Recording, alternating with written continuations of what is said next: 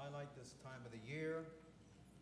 I enjoy the coolness that we've had in the last several days. I know some of you don't like cold weather, and I can understand. I can't take it if it's a long period of time, but you know, for a short period of time, I love it. To get out there in those cold, crisp mornings and walk or jog and pray and think, kind of air your mind out a little bit. Open your window a little bit at night and let that cool air come in, right? It's lovely. It's a lovely time of the year. And you know, this morning, if you weren't here this morning for the Sabbath school, you truly missed a real wonderful blessing, I think, because you know, the young people, the children actually had the Sabbath school for us this morning, the Sabbath school, the preliminaries here this morning, and they did a tremendous job. Those of you who were here will say an amen to that, because they sang so beautifully, they read so beautifully. Some of those little children don't think much more than that. The little girl was reading right out of the Bible. I was just so thrilled to see that and to hear that. So just a little word of advice to you, if I may say that, for the new year coming up. I hope that you will take Sabbath school seriously and you will come and bring all of your family with you, because Sabbath school is really truly a very, very important part of the life of the church. And the children know that. The children, when they come to Sabbath school and they see the adults there, it really makes them feel like they want to come back. But if nobody's here, then the children says, well, it's really not that all important. So please keep Sabbath school before you. Now I want to thank all the leaders, all those of you who are making Sabbath school possible for us by all these lovely services, these programs that are being put week after week. I just want to thank you so very, very much for that. You know what? Another thing I like about this time of the year, we have a lovely custom this time of year in many of our churches. I'd probably say in all of our churches, and also in some of our homes, perhaps hopefully in all of our homes, and that is that we love to read selected portions from the Gospels of Matthew and Luke. We like to read selected portions from those Gospels because we know that in those Gospels we find the narrative, the story of the birth of Jesus, and we do so in order to remind ourselves of the reason for the season, as we hear people say.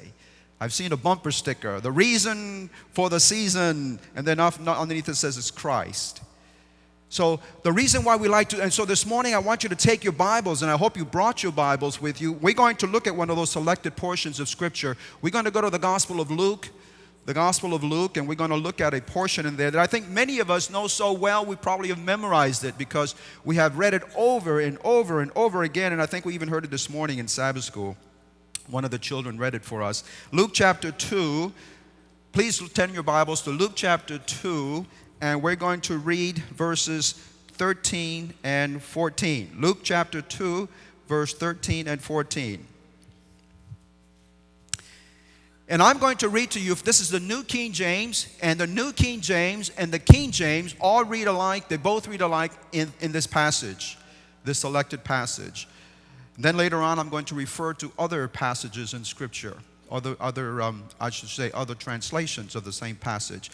Luke chapter 2, verse 13 and 14. And suddenly there was with the angel, notice that, angel, singular, and suddenly there was with the angel a multitude of the heavenly hosts praising God and saying, glory to God in the highest, and on earth peace, goodwill toward men. We know that so well, don't we? We hear that in so many different songs. In the Messiah, glory to God in the highest. And I want to emphasize this morning, I want you to look with me this morning at the little phrase that says, peace on earth, goodwill toward men. That's the phrase that we want to look at this morning. You know, sometimes I think the television brings the world a little too close. I don't know if you noticed that or not.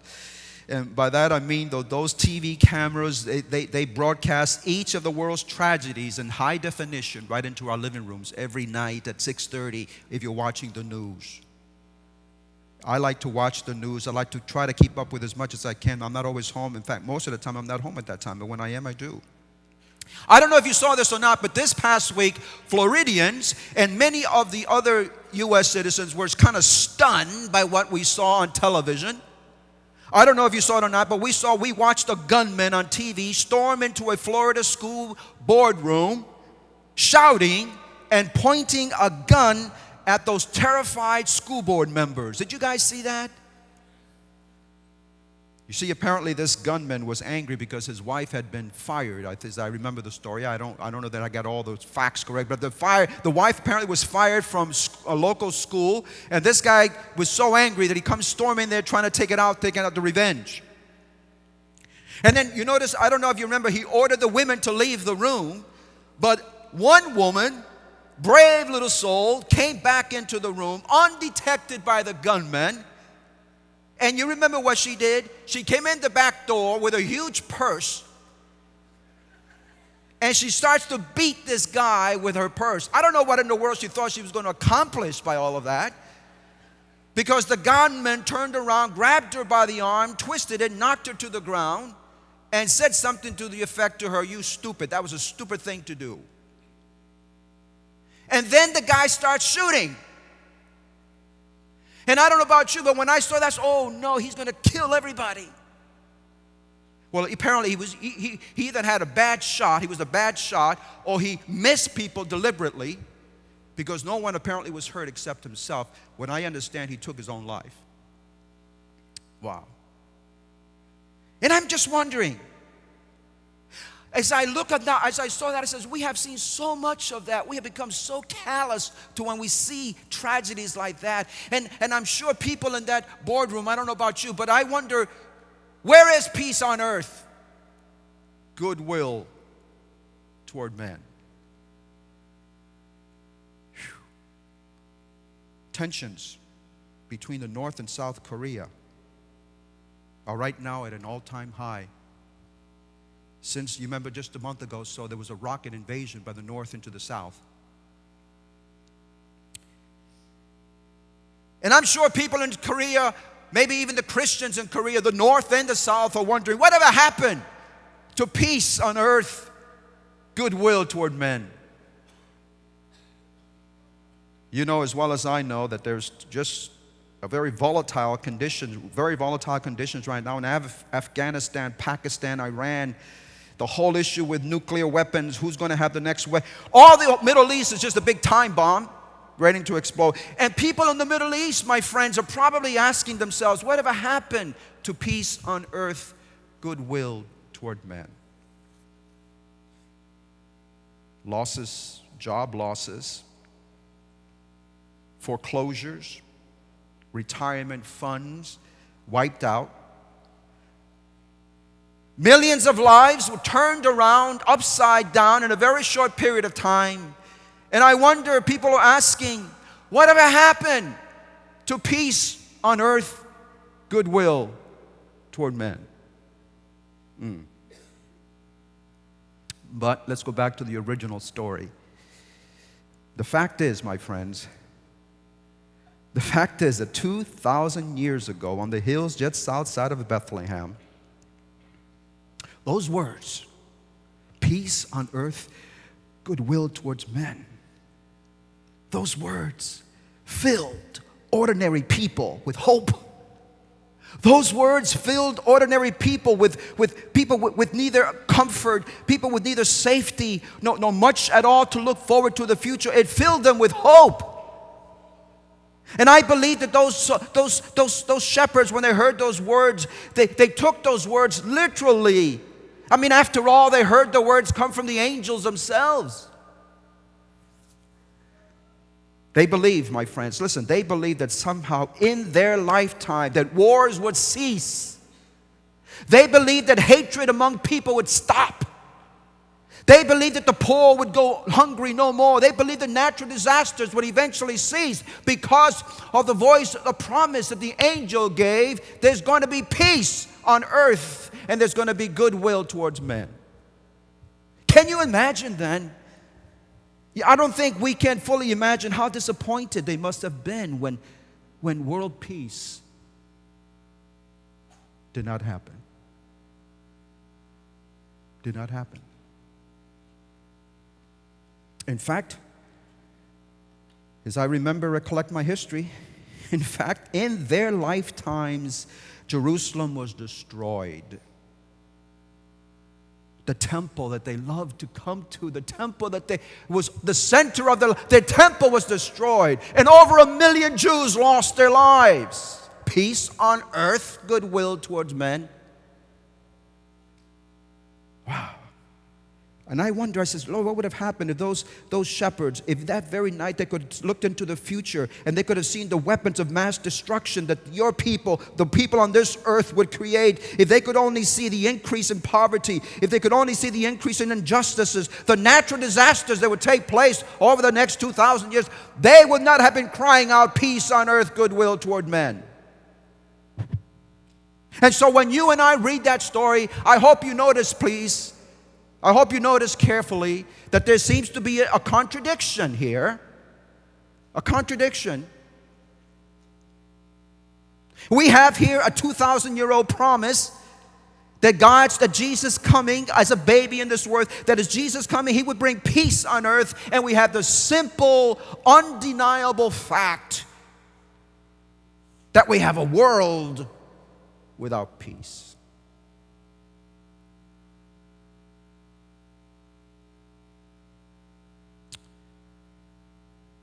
I want to tell you one thing, though, this morning that I find very encouraging. I want to tell you, however, that the promise that the angels made that night, the promise still stands. That the angels' promise is as good today as it was back then. You say, come on, Pastor Lou, how can you say that?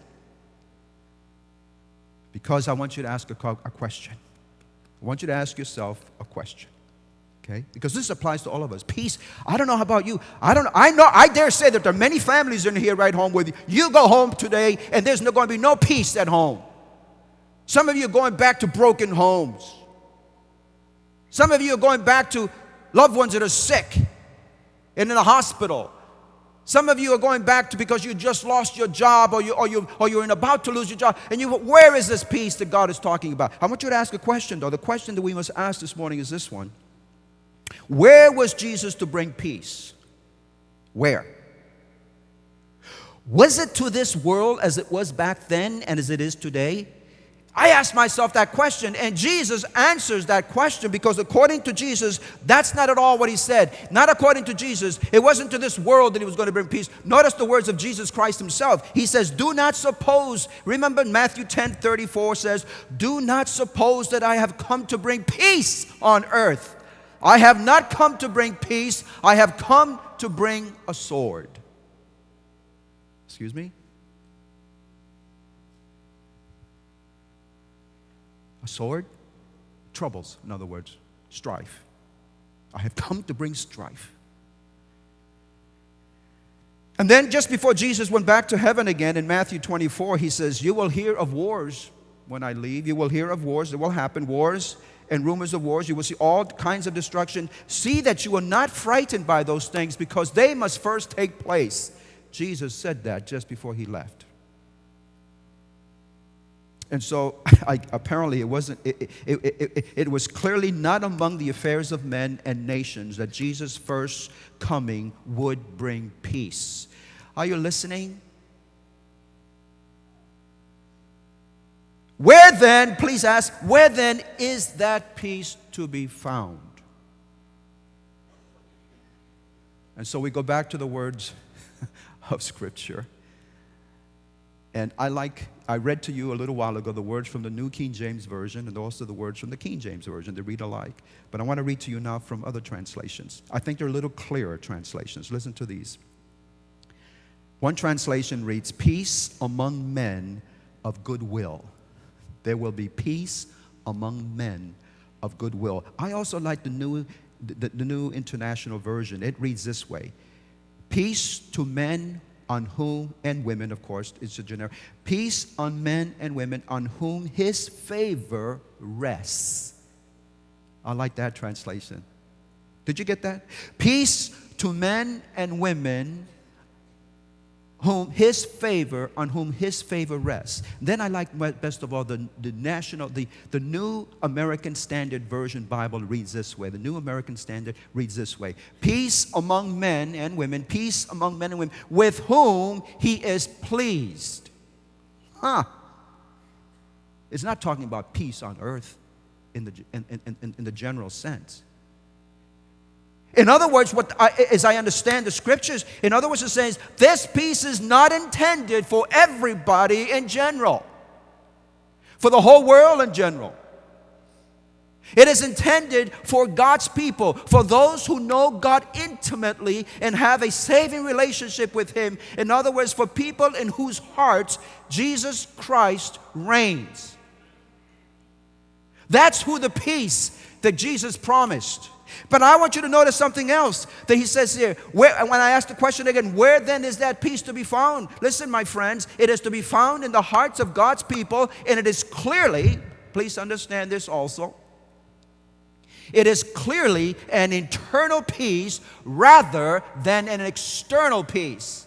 Chew on that one for a while. It is an internal peace rather than an external peace, even for the people of God, especially for the people of God. Wow.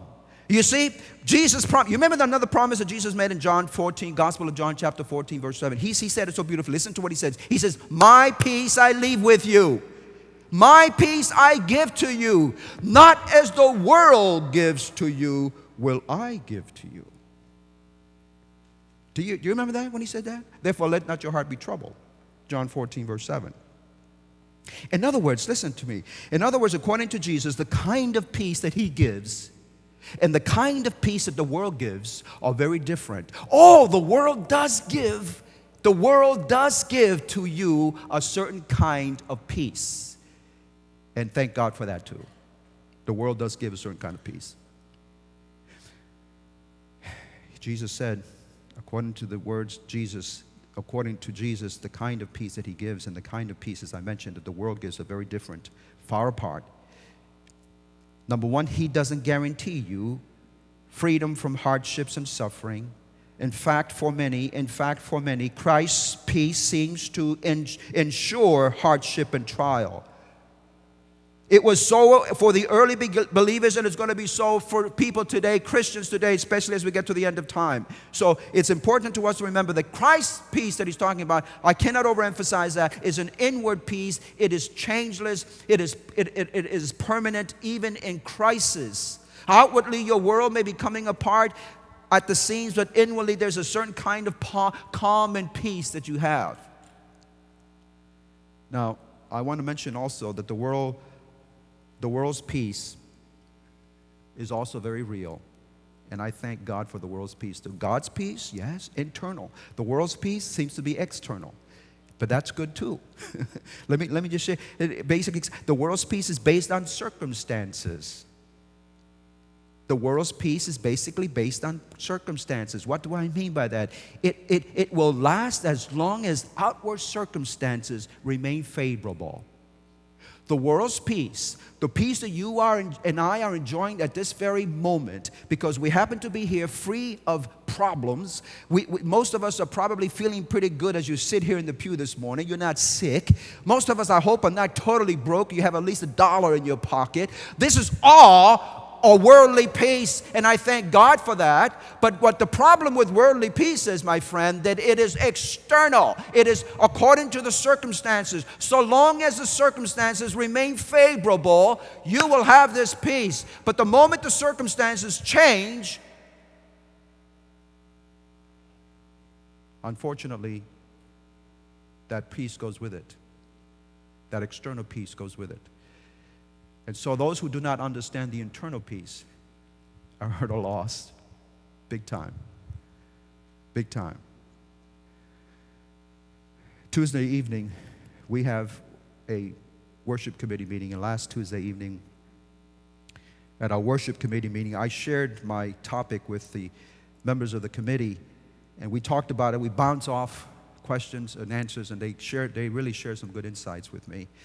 And someone on the committee described the difference between worldly peace and godly peace through an illustration that they heard somewhere or saw somewhere. And I thought it was such a good illustration. I looked it up and I found it.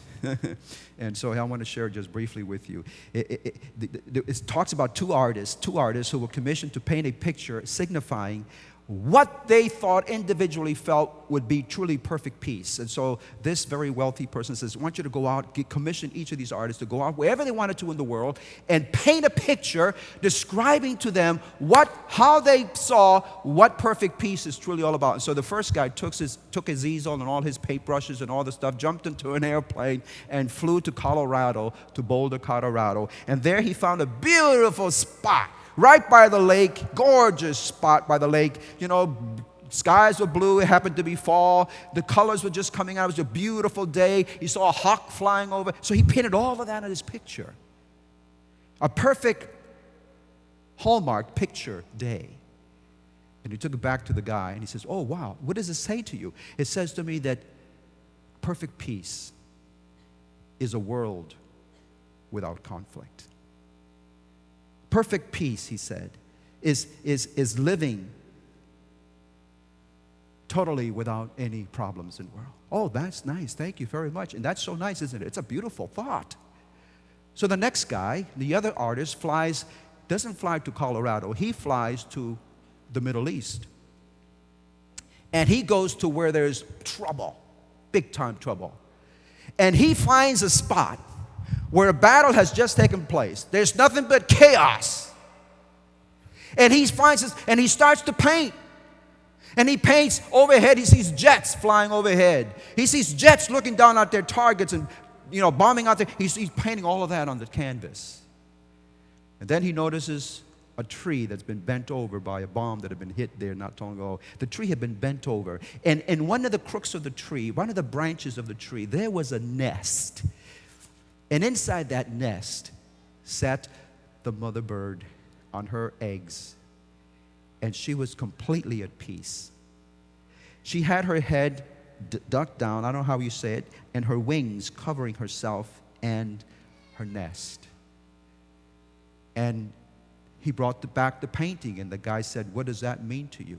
He says, that means to me that we can know peace, even in the midst of chaos. That's what Jesus was saying. That's the kind of peace that Christ Jesus came to give. I'm so happy. Christ came to give us that kind of peace. Listen, my friends, God's peace, remember, God's peace does not guarantee freedom from conflict, but it does guarantee peace in the midst of conflict. Now let me remind you that this peace that we're talking about, this peace, this internal peace, that is not dependent upon the external circumstances of your life. They may be good, they may be bad, it's not dependent upon that. But this internal peace begins first and foremost with peace with God. If you do not know the peace, if you are not at peace with God, my friends, you are at war with God, even though you may not realize it.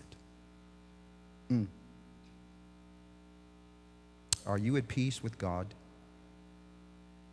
Now, let me remind you again, we are not naturally or automatically born with peace with God. In fact, the Bible teaches us that those without Christ, as I mentioned a moment, without an intimate relationship with Him, are at war with God. And the only way they may know peace with Him is through a relationship with Him, through the understanding the sacrifice of Christ, and through the relationship with Him, to understanding what went on here this morning when someone was baptized, just like was baptized here, realizing that, I'm giving my total life over to Christ, and I realize that I'm committing everything to His sacrifice. I'm relying totally on what He has done for me. That's what the Bible teaches. In fact, Romans 5 verse 10 puts it this way. Romans 5 verse 10 says, while we were enemies, we were reconciled to God through the death of His Son. While you were yet an enemy. Paul again says in Ephesians chapter 2 verse 12 through 14, puts it this way, he says, you were separated from God at birth, through birth, having no hope and without God in the world. But now in Christ Jesus, you who were formerly far from Him, far have been brought near by the blood of Christ. You have been brought near. And then the next phrase hits me right between the eyes. Listen to what he says. Paul is saying, for He Himself is our peace. Do you get that? Christ is your peace. Christ is my peace. Yes, there is no lasting peace without Christ. That's what the angel was trying to say that night so long ago. Internal peace, changeless peace, permanent peace, even peace in crisis begins and ends with Christ Jesus in our lives.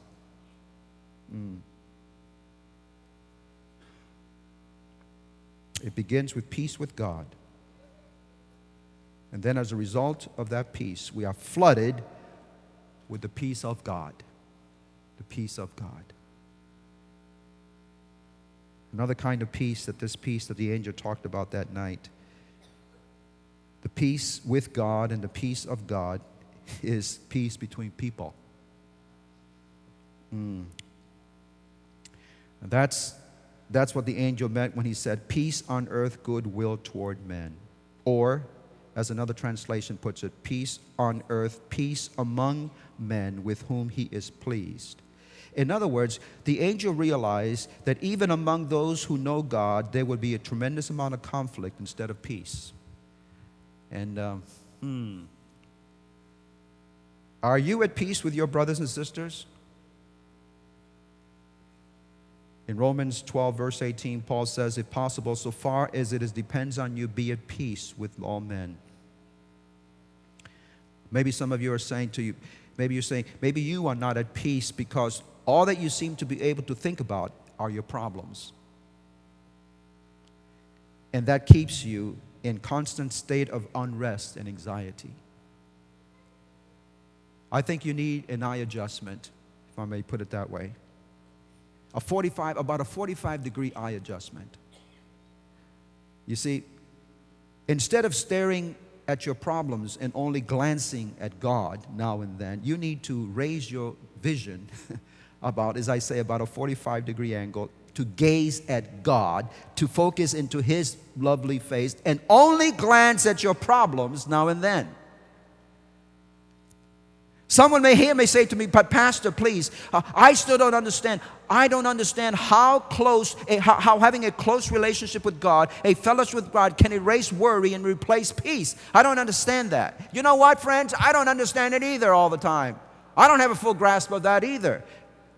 But you know what the Bible says?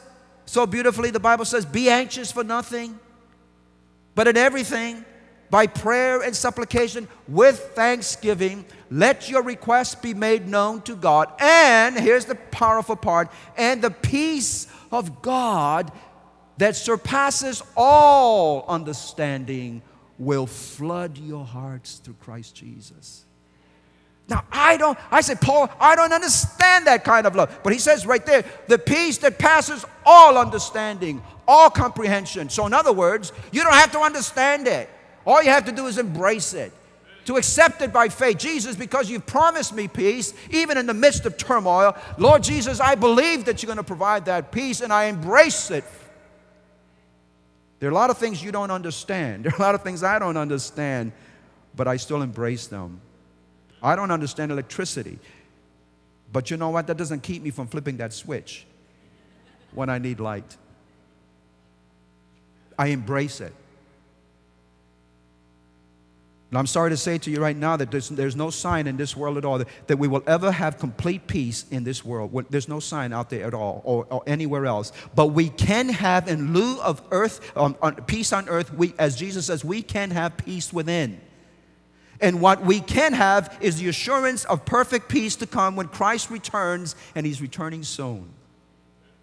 You remember what He promised? He says, I will come back again, and I will receive you unto myself, so that where I am, there you will be also. So we all know there's going to be peace on earth.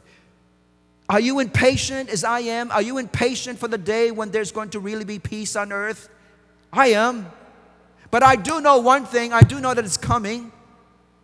We are absolutely certain of it, and it may be coming sooner than we think. But in the meantime, we can have this eternal peace by the power of Christ. Peace and confidence that Jesus Christ brings. Listen, my friend, may this peace that the angel spoke about so long ago, may this peace fill your heart and fill the lives of your family members this Christmas season. Peace on earth, goodwill toward men. I have asked Alexis, I heard Alexis, and who's going to sing for us this morning? Is it Alexis and Stephanie or Alexis and I don't know. Are they here? Yes, here they are. And Megan. I heard these two lovely young ladies. Wednesday evening at prayer meeting, they came and they sang for us. And they sang a piece, a song, a beautiful song that has to do with peace. I want you to listen especially carefully to the words, okay?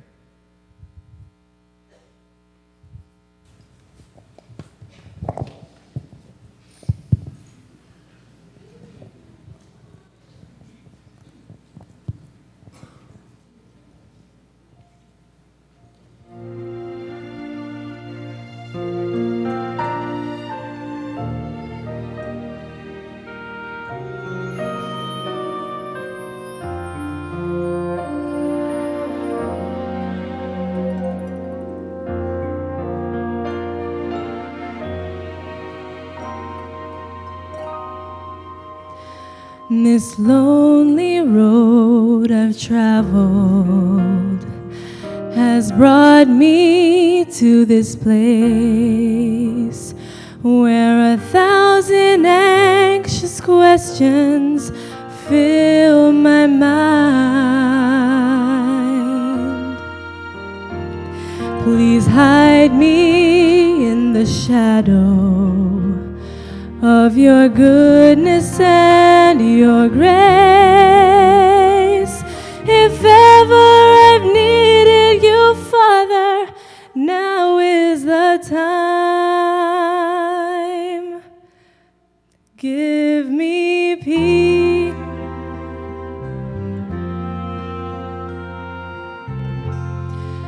Give me peace.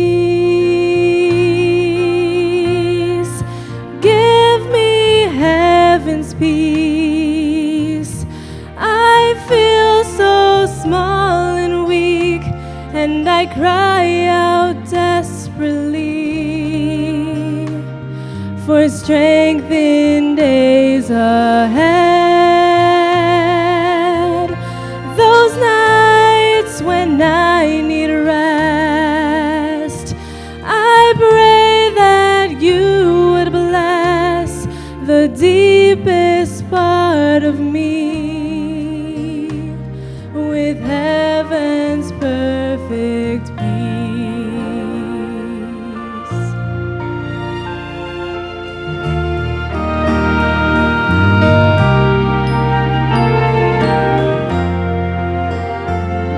It's hard for me to fathom the circumstance I face.